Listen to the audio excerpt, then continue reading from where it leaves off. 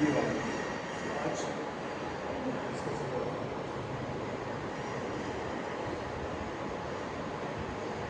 तीनों उसका प्रोडक्ट हाँ ठीक है तीनों का टैग होता है। अच्छा ठीक है। So today we will first start with this. अगर टाइम रहे तो otherwise. So today's lecture is on electromagnetic NDE. NDE stands for non-destructive evaluation or testing. इसमें non-destructive word इसलिए यूज किया जाता है कि जो sample is not destroyed, keep the sample intact. जो normal जो tensile tests वगैरह होते हैं, normally you destroy the sample, but here the sample remains intact. And electromagnetic होने से what is the advantage that we can assess the samples in surface. That is the important part. But during the processing of the sample, we can detect. Okay, so we will try to understand what are the different aspects. Yes.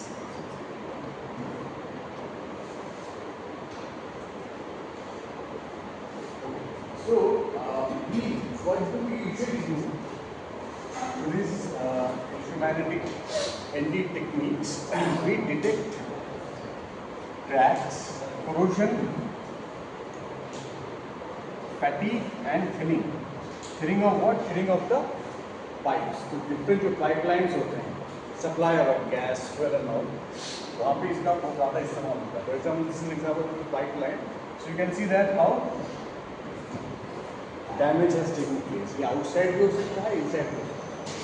तो I think you cannot see from here. यहाँ पे लिखा है flow induced corrosion. Corrosion, there are different types of corrosion. This one especially is flow-induced corrosion. This is an internal corrosion. There are 8 forms of corrosion. Corrosion can metallic corrosion, खास करके NE corrosion. इसका अलग-अलग forms है. इसमें important ones एक तो uniform attack, दूसरा है galvanic, crevice,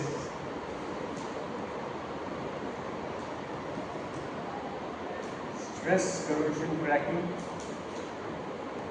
pitting,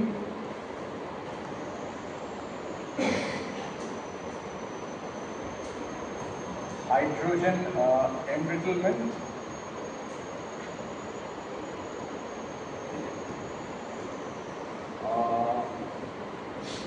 hydrogen induced cracking. So there are different forms. लेकिन बोलते हैं कि there are 8, but there can be different types of corrosion.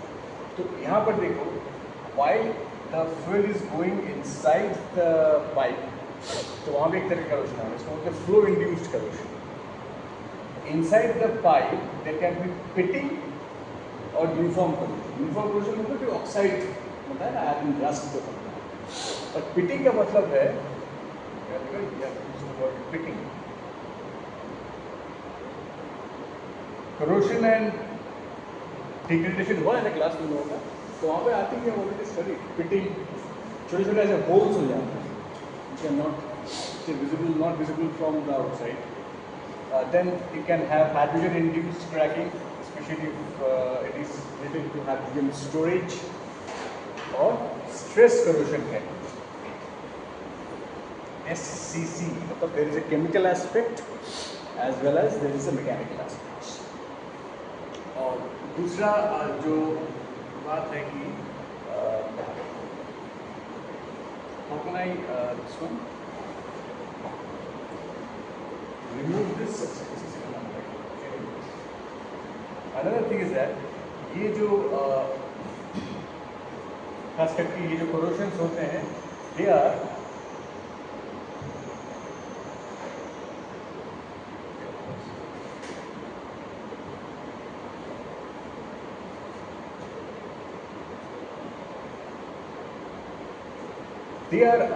mostly taking place at the turns. हमेशा pipe सीधा नहीं जाता है ना, ये बहुत लंबा लंबा पाइप होता है एंड दे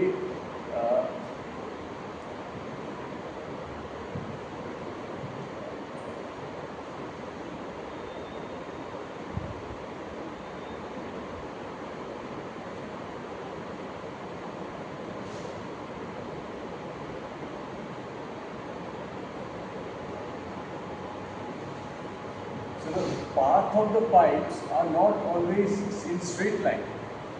मतलब ऐसे आता है, ऐसे करके मान लो। तो ये जो टर्निंग पॉइंट है, these are the points where the collision first strikes. So in case we require some methods by which we cannot stop the flow of the fluid of the pipe, but in set सब लोगों को पता चलता है। अच्छा, you know what is a fatigue is? Sudden failure. No, that is fracture. There are three types of failure. Fracture, fatigue, and creep. Fracture is the second type of impact fraction rate. Fatigue is caused when you have periodic loading and loading. So creep is where you have given the load and you are just waiting for the breath. तो ये खास करके ये fatigue related failure इस pipeline supply में ज़्यादा आप लोगों को देखने को मिलता है, because it is supply, so it is sort of a repeated mechanical failure in cycles. ठीक है, so it is used in aerospace, biomedical में हम लोग बात कर रहे हैं।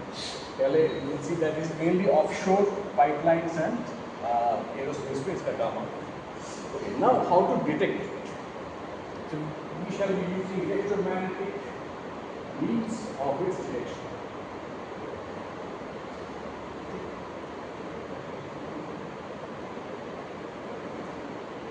So there are basically different ways, but mainly इसको डिटेक्ट करने के लिए हम we require two methods. एक is called eddy current.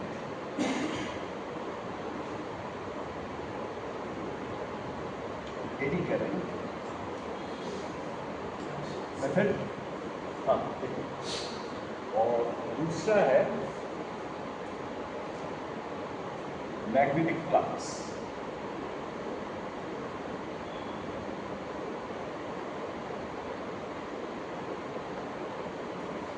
ये दो मेथड को यूज करते हैं। तो since we are talking about electromagnetic, तो मैक्सवेल्स इक्वेशन का होना जरूरी है। तो इन चार मैक्सवेल्स इक्वेशन में से ये वाला consider it as number 2 and number 4।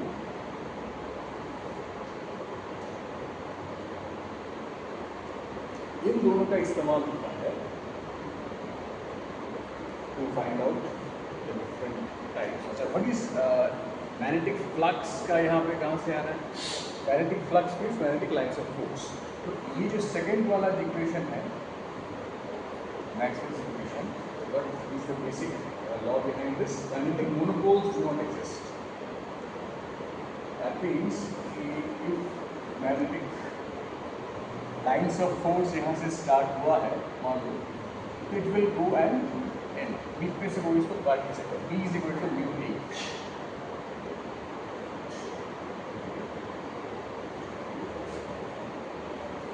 If there is a south pole, there has to be a north pole.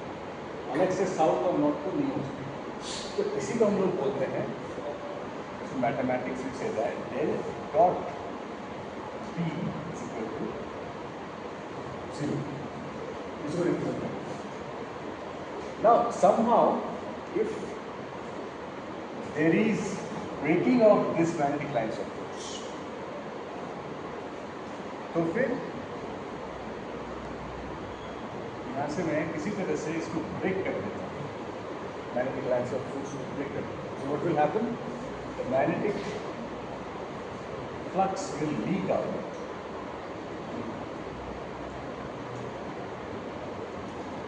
ठीक है, तो उस प्रोसेस का नाम है magnetic flux leakage.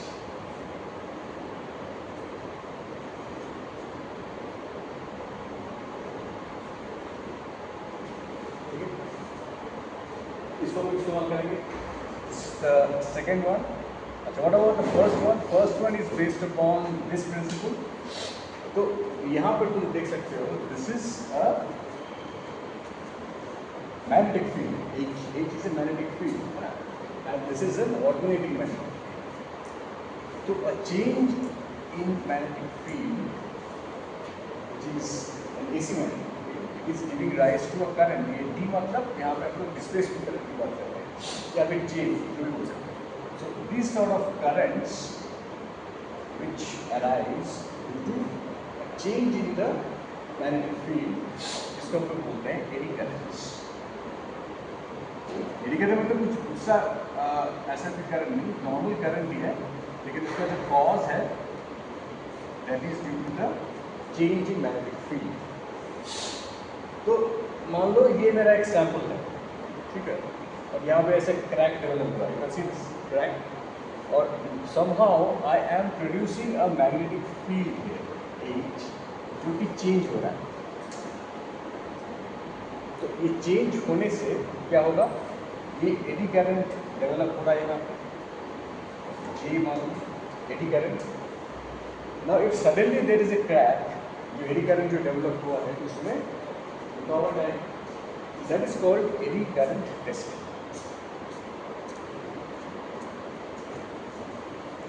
One of them is called and ECT.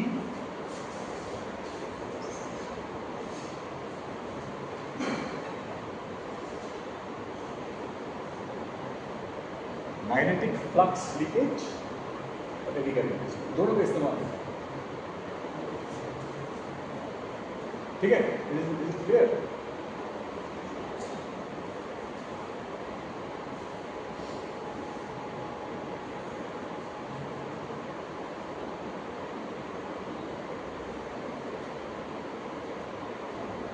Magnetic flux linkage.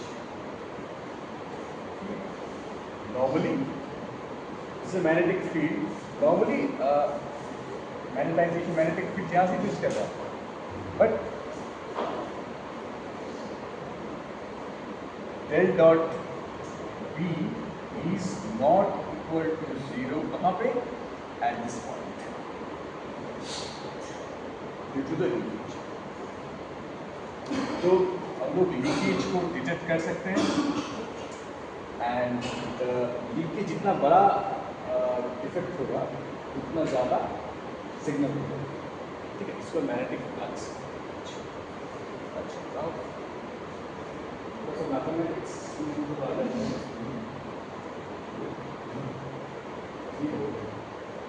अच्छा. Now suppose you like to do the eddy current test. Eddy current testing के लिए वी रिक्वायर अ प्रोब. इसको बोलते हैं eddy current probe. ये simple एक LR circuit है. LR circuit पर मतलब inductance and resistance, LCI capacitance what. तो there will be an impedance instead of only resistance. यहाँ पे इम्पीडेंस होगा, और इम्पीडेंस को हम लोग कैसे मेजर कर सकते हैं? We can measure it in terms of एक रियल पार्ट होगा जो रेजिस्टेंस होगा, और उसका एक इमेजिनरी पार्ट होगा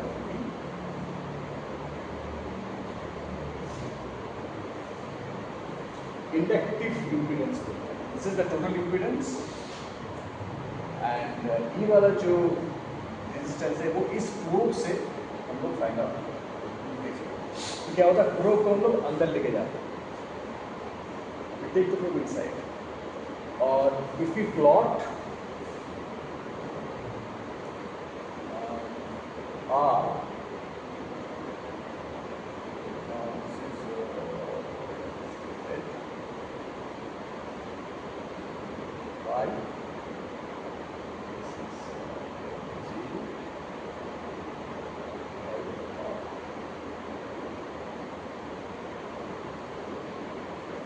ठीक है. This is how actually plan है. ठीक है. अच्छा, जो एडी करंट डेवलप हुआ है, इसका एक एडी करंट डेंसिटी होगा, और there will be a power loss A square R. The R will be replaced by what? Is by Z. यहाँ पे सिर्फ आर नहीं रहेगा, सिर्फ रियल पार्ट नहीं रहेगा, एक इम्पीडेंस पार्ट होता है। अच्छा, इम्पीडेंस पार्ट जैसे भी consider the impedance part, automatically the AC frequency comes in the picture. तो ये जो ओमेगा है, what is this? This is the frequency with which the alternating current is being supplied. तो ये फ्रीक्वेंसी फिर depend करेगा up to what depth the probe will work. इसी process को बोलते हैं skin effect. Because the skin depth is equal to, जैसे यहाँ पे लिखा है, it is square root of 2 resistivity permeability into omega. ये ओमेगा कौन सा ओमेगा है? ये वाला ओमेगा। तो एक तरह से बोल सकते हो कि जितना तुम्हारा ज़्यादा फ्रीक्वेंसी होगा उतना सरफेस क्रैक्स तुमको ज़्यादा नजर नहीं आएगा। So it depends upon our requirement कि हम लोग एकदम डीप इनसाइड सैंपल क्रैक और सरफेस या फिर सरफेस क्रैक को डिटेक्ट करना चाहते हैं। तो उसके हिसाब से we can tune based upon the tuning of this frequency we can detect. जैसा माइक्रोवेव भी हो सकता है, ठीक है, टेराहर्ट्ज़ भी हो सकता है। किसमें ज़्यादा डेप्थ तक जाएगा?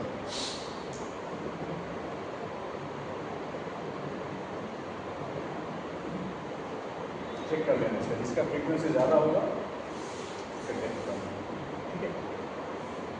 तो इसी को बोलते हैं स्किन डेप्थ और स्किन इफेक्ट।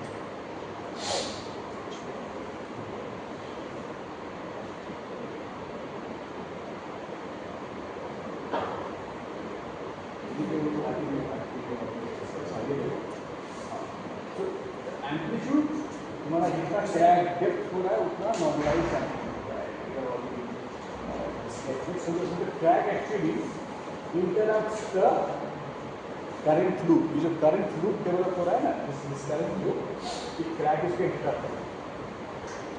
और crack interrupt करने से क्या होता है? ये जो Z है, impedance Z is equal to R plus ये change हो जाता है। So from that change we can identify where is the impedance potential। AC magnetic fields पर बेस करता है। ये जो फ्रीक्वेंसी है AC की फ्रीक्वेंसी वही डिटरमाइन करती है कितना क्रैक डेप्थ तक जाएगा। उपाय लिखना है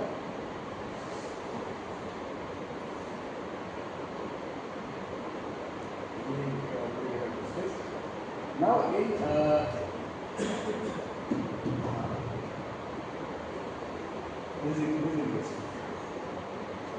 जो instrument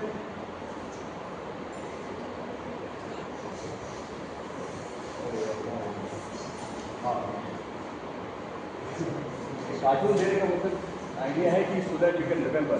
we call that as an intelligent pig. Pig कुछ नहीं है, पिग है पाइपलाइन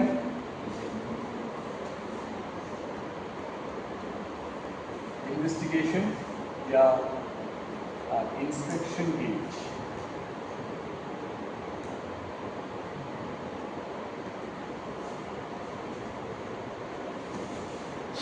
इसी को बोलते हैं पिग परफॉर्मेंस। अच्छा, इसका इंटेलिजेंट क्यों बोल रहे हैं? यूजिंग द वर्ड इंटेलिजेंट इसलिए बोल रहे हैं बिकॉज इसके साथ how we are allowing the pig to go inside the pipeline, इसके ऊपर बहुत कुछ डिपेंड करता है। Pig can go inside the pipeline in different ways. Depend करता है किस तरह का failure हुआ है। So from here you can so the pig actually looks like this. इस तरह से दिखता है and this is schematic according to pigs. जैसे मैंने कहा था, this is the pipeline. So this is how the pig moves. ठीक है, ऐसे करके inside. अच्छा, इसका move करने का there are different ways by which it can move.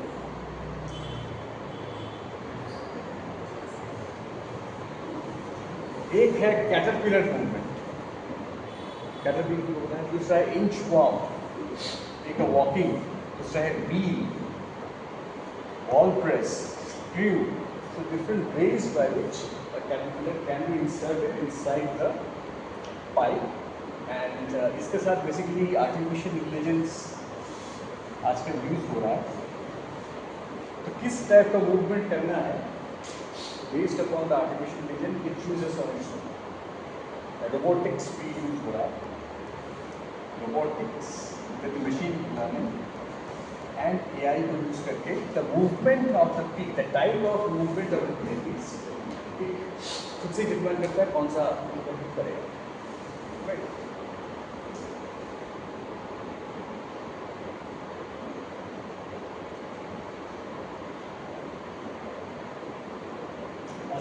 Now जैसे मैं बोल रहा था कि जरा फ्रीक्वेंसी के ऊपर डिपेंड करता है तुम्हारा depth, skin depth, skin effect.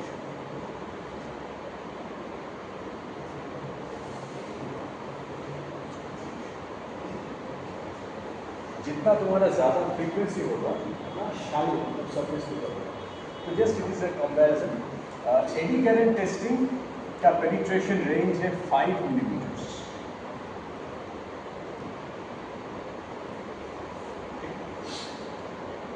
एक टेस्टिंग दूसरा होता है, इसका बोलते हैं magnetic particle testing. Magnetic particle कुछ नहीं है, तुम्हारा अगर सरफेस सैंपल मैग्नेटिक है और suppose there are some cracks from the surface, तो तुम क्या करते हो, some magnetic powders, magnetic ferromagnetic powder you keep it on the surface, और इसमें तुम मैग्नेटिक फील्ड लगाते हैं. मैग्नेटिक फील्ड लगाने से क्या होता है, जो क्रैक्स डेवलप हुए हैं वहाँ पे जाके जो फेरोमैग्नेटिक पार्टिकल जाके एक्यूमुलेट हो जाते हैं. So you can understand कहाँ पे cracks by the accumulation of the ferromagnetic particles.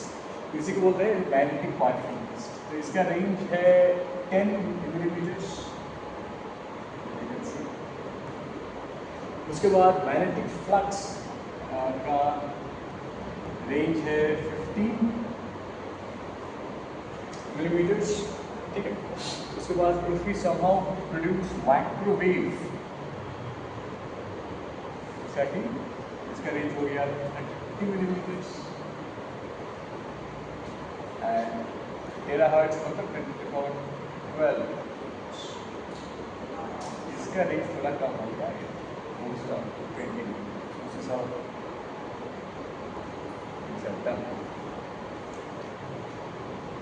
ठीक है. तो based upon the frequency the skin depth difference. Skin depth.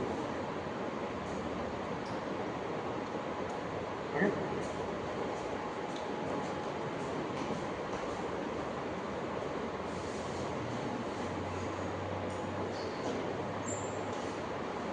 There are some advanced ND techniques. Basically, one of the ND techniques is called pulsed eddy current testing. Pulsed eddy current testing वहाँ पे use होता है where it is a transient decay, मतलब एक decay होके then it is going back to its original state. Permanent decay नहीं होगा, transient decay. वहाँ पे हम लोग pulse करेंगे, मतलब short pulses. If it is a place where accessibility थोड़ा सा difficult है, then we use remote field eddy currents. और this is alternating current. We use an alternating current, जिससे कि magnetic field develop होता है.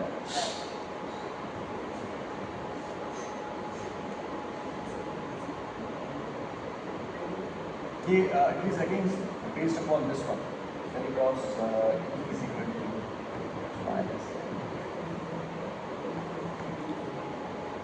You can actually find out the cracking.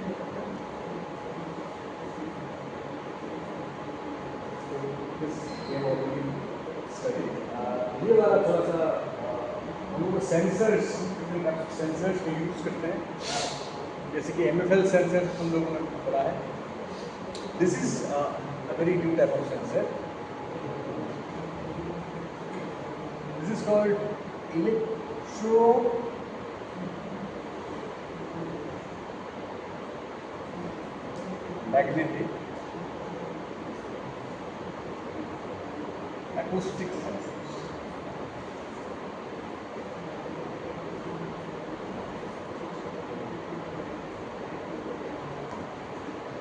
Electromagnetic acoustic sensors. तो यहाँ पे initially there is a magnetic field, electromagnet, और यहाँ पे my piezoelectric material develop हुआ है, and due to the vibration of the piezoelectric material, acoustic waves जैसे कि ultrasonic waves develop. Ultrasonic waves are developed because of piezoelectric material.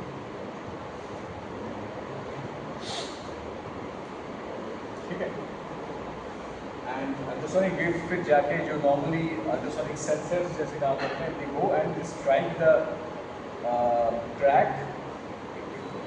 There are cases when they go and they do not strike the track, and if they go and strike the track and they come back, so I can see the difference in amplitude. It works as a US sensor, ultrasonic sensor. The only thing is that ultrasonic wave जो develop हो रहा है, that is by means of a piezoelectric effect, and that is actually owned by electromagnetic induced piezoelectricity induced ultrasonic sensor. That is why it's called electromagnetic acoustic tester. Electromagnetic वाला नहीं रहता तो सिर्फ इसका acoustic tester.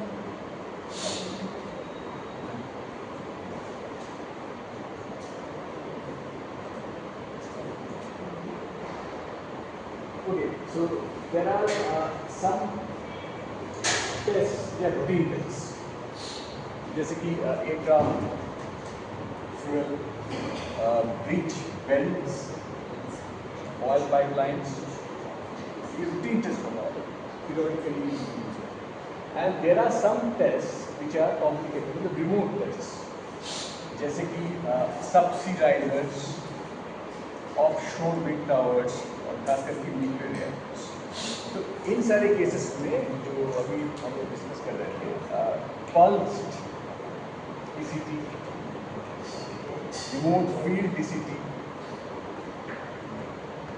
EM880.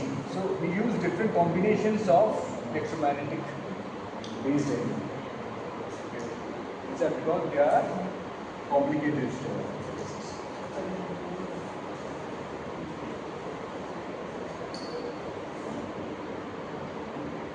There have been some recent development, जैसे AIR.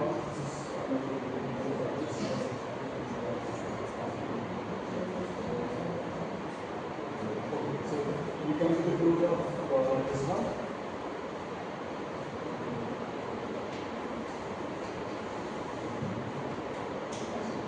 Coming to the next topic.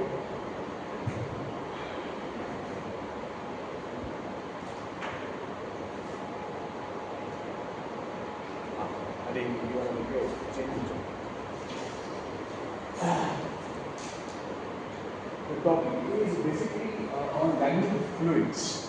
The dancing liquid मैंने कहा है, magnetic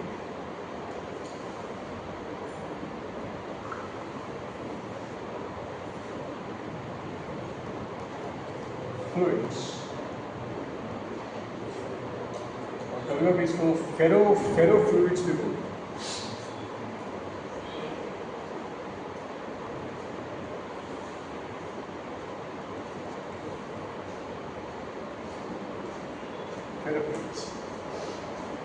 Ferrofluids कुछ नहीं है. There is a colloidal suspension of magnetic particles. Colloids पता है ना?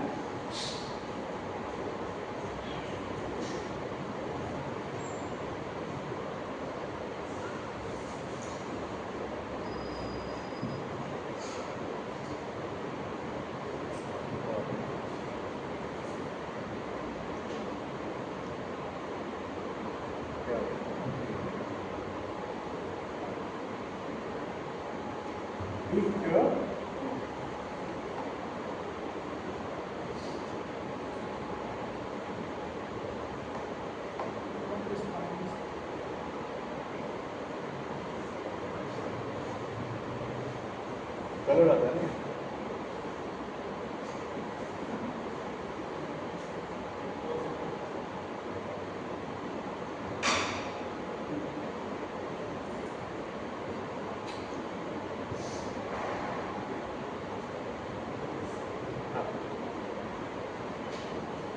Solute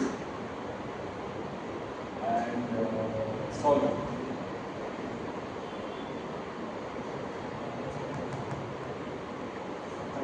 There are three cases. एक होता है solution, एक होता है suspension.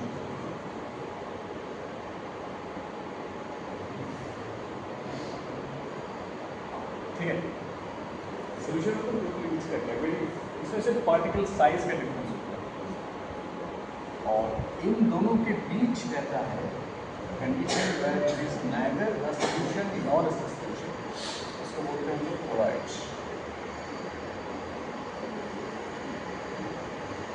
Colloids, you have heard about colloids with different names. You have heard about salt सुना है ना, या फिर emulsifier.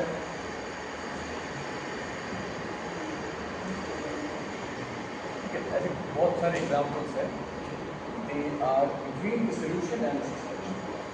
तो ये जो फेरोफ्लूइड्स की बात हम लोग कर रहे हैं, फेरोफ्लूइड्स या मैग्नेटिक फ्लूइड्स, तो it is nothing but you have either water और oil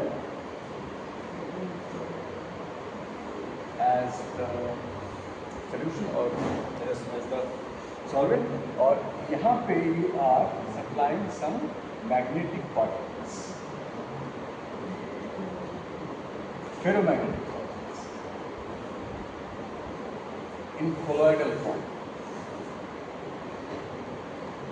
Colloidal form is free so that the magnetic property of the particles will remain intact.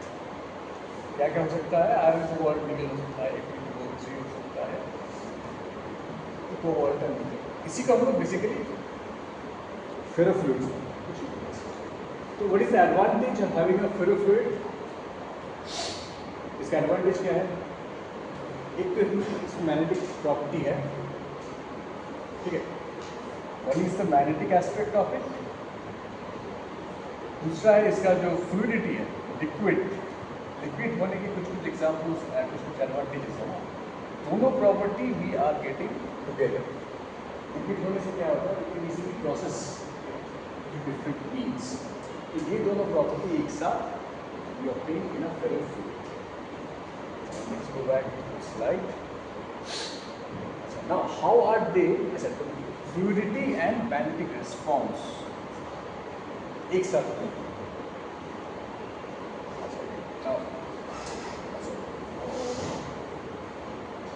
तो यहाँ पे जो और एक इम्पोर्टेंट एस्पेक्ट है is the preventing the agglomeration. जो magnetic particles हम लोग दे रहे हैं, मैग्नेटिक पार्टिकल्स है या कहीं कोई भी नैनो पार्टिकल हम लोग सोल्यूशन में दे, तो उसका टेंडेंसी होगा, this particle will have a tendency to come together and form a larger body. ठीक है, सेग्रीगेशन बड़ा हो जाएगा. बड़ा होने से क्या होगा? इसका जो ओरिजिनल जिस काम के लिए हम लोग उसको यूज़ कर रहे हैं, उसको उठाना है, we need to stop it. We need to stop the combination of the particles. तो इसको स्टॉप करने के लिए we use something called surfactant. तुम लोगों ने केमिस्ट्री में पढ़ा होगा सर्फेक्टेंट्स. एम्फीफिलिक, इसका एक हाइड्रोफोबिक पार्ट रहता है, एक हाइड्रोफिलिक पार्ट रहता है, ऐसे करते हैं ना. तो यूज दैट सर्फेक्टेंट और basically this is a magnetic particle. ये तो सर्फेक्टेंट लेयर दिखा है ऐसे. तो व्हाट हैपेंस कि ऐसे करके अटैच हो जाता है.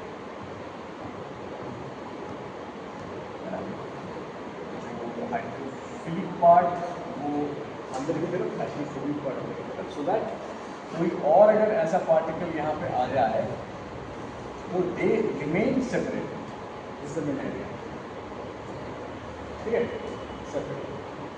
तो इसी करके हम लोग इसको स्टेबल बना सकते हैं और we can also tune it. कैसे ट्यून कर सकते हैं? आपको ट्यून बाय मैग्नेटिक फील्ड.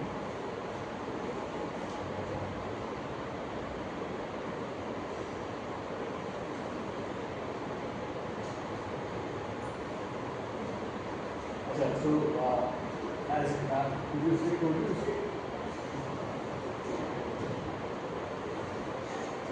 इसके तीन पार्ट होता है. एक जो magnetic core, you can see, एक कोर होता है, एक इसका जो प्रोटेक्टिव लेयर सब्सट्रेक्टेंट होता है, और एक sensor.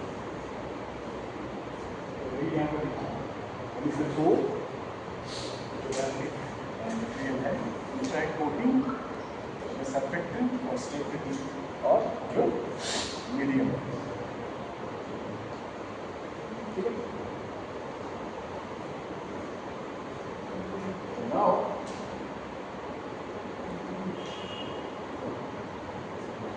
Brownian motion flow and transport phenomena में पढ़ा होगा, याद है? Brownian motion में फिर से zigzag motion. So when there is a colloidal suspension,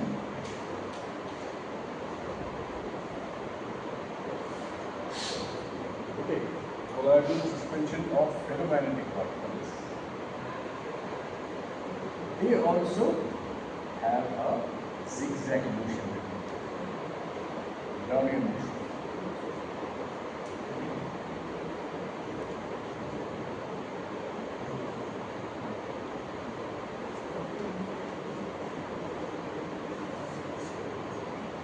ठीक है.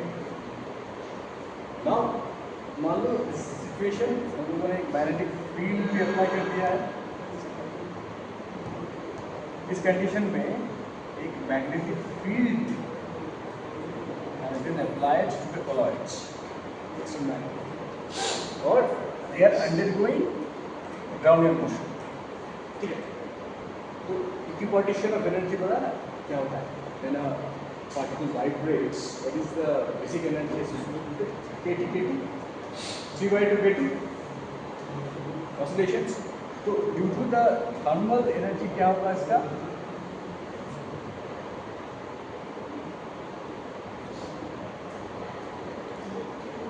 Thermal energy will be overall constant into T. ठीक है. This will be thermal energy. और due to the application of this external magnetic field, एक magnetic energy इसमें develop हो जाएगी.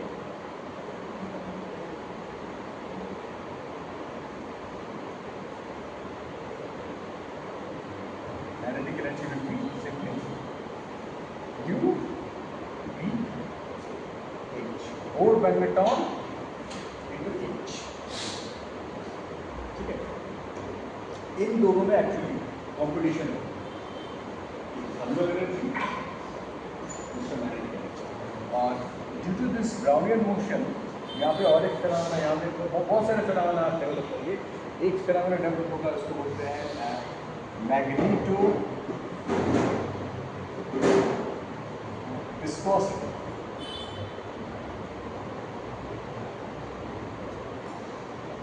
ठीक है. Magneto viscosity. दूसरा एक फिनोमेना होगा, इसको बोलते हैं थर्मो मैग्नेटिक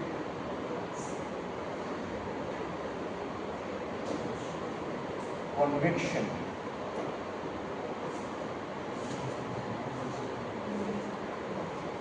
हीट कितने तरीके से पास हो सकता है? यहाँ पे कंडक्टिविटी की कोई बात नहीं है. Is require a medium, right? So that medium is provided by these magnetic nanoparticles. So यहाँ पे thermomagnetic convection यहाँ पे डेवलप होगा. और एक चीज़ होगा जो मैं बात करूँगा. So इन दोनों में बेसिकली एक फाइट चल रहा है.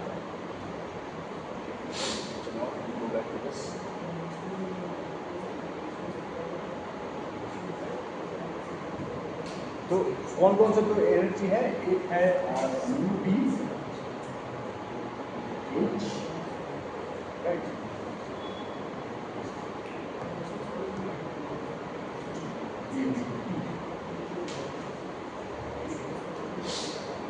मैग्नेटिक एनर्जी वर्सेस इनका जो रेशियो है, ये रेशियो कौन सा डोमिनेंट है, that will determine what will be my energy bond. इसका शेप कैसे?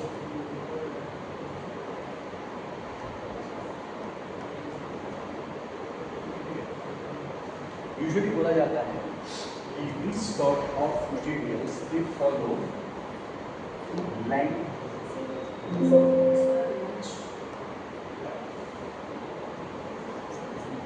Langevin relation.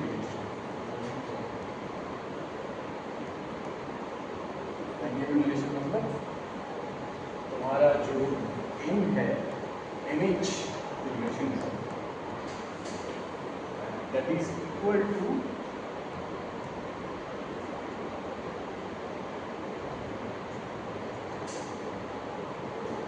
cot hyperbolic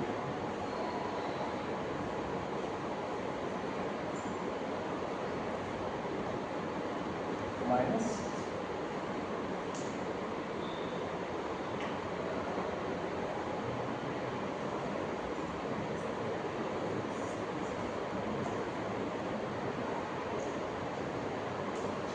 अच्छा ना अगर मान लो magnetic field m is high और टेम्परेचर इज लो, ठीक है, magnetic field is high and temperature is low, तो UVH will be much greater than KBT. ठीक है, तो इस केस में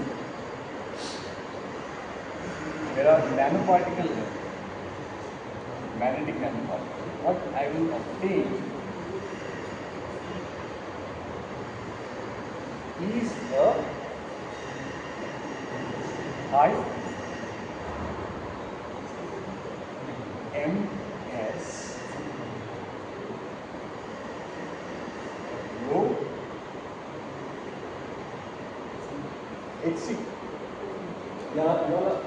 चलो क्या हुआ है ये मेरा हिस्टेरेसिस प्लॉट है,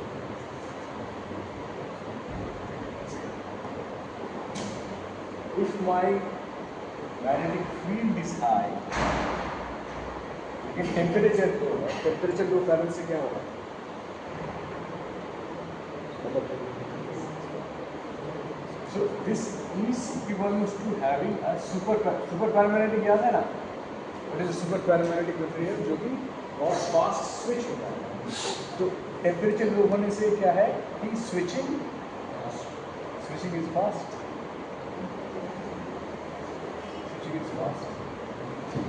और मैग्नेटिक फील्ड ज़्यादा होने से क्या है सैचुरेशन मैग्नेटाइजेशन हो रहा है, ये ऊपर की तरफ ज़्यादा बढ़ गया, ये कम गया, तो वी हैव गॉट ऐसे करके, so this is a paramagnetic state, this is a super paramagnetic state, और जितना मैं ज़्यादा टेम्परेचर घटाऊंगा क्या होगा MS, तो जैसे जैसे टेम्परेचर मान लो मैं एक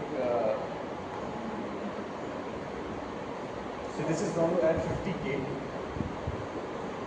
ये वाला पॉट और मैं एक 300 K में लेता हूँ, so यहाँ पे क्या हुआ है कि the MS has not yet been achieved, magnetic saturation इसको और लंबा जाना पड़ेगा, आई हुआ है higher magnetic field to achieve it saturation, अगर मेरा टेम्परेचर कम है तो MS जो सैचुरेटिंग पॉइंट मतलब क्या, सारा मैग्नेटाइजेशन डायरेक्शन मैग्नेटाइजेशन वेक्टर सर मैग्नेटिक फील्ड अकॉर्डिंगली घूम गया है, तो अगर मेरा टेम्परेचर कम है तो it is easier for the magnetic field to make the all magnetic dipoles align, अगर टेम्परेचर ज़्यादा है तो इट इज़ अंडर वाइब्रेशन, तो that is why it will take a larger time, मतलब ये इसको सैचुरेशन होने में और ज़्यादा मैग्नेटिक फील्ड लगेगा, ठीक है, so that is the whole idea.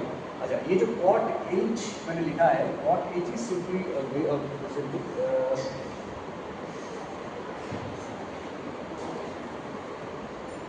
Cot H का मतलब हो गया बेसिकली x प्लस माइनस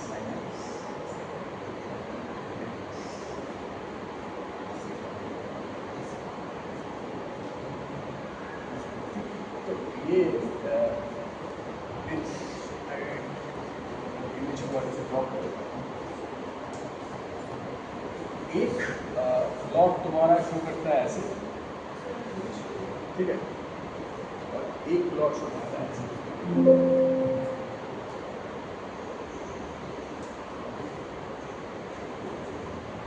इसको अगर कंबाइन कर लो तो it looks like an S curve. मैं दिखा रहा हूँ यहाँ तक क्लियर था।